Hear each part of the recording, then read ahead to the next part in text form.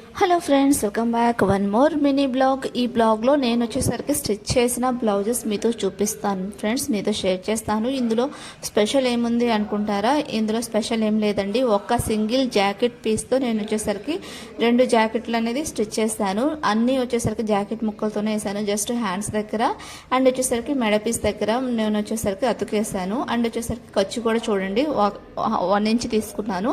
So 1 inch సరిపోతుంది అనమాట ఖర్చుకి మనకి. సో చూడండి 2 జాకెట్లు మనకి. ఫ్రంట్ వచ్చేసరికి ఇలా కట్ మోడల్ ఇచ్చేసాను. సింపుల్గా ఉంటుంది అనమాట జాకెట్ వేసుకుంటే.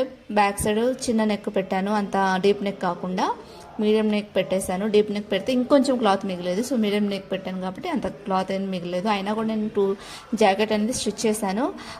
నడుం పట్టి దగ్గర కూడా సేమ్ క్లాతే పెట్టాను. జస్ట్ మెడకి అండ్ వచ్చేసరికి హ్యాండ్స్ కింద మనం హెమ్మింగ్ చేస్తాం కదా, అక్కడ మాత్రమే అతుకొచ్చింది అనమాట. కొంచెం సరిపోలేదు క్లాత్. సో ఒక జాకెట్ ముక్కతో 2 జాకెట్లు అనేది స్టిచ్ చేశాను అనమాట.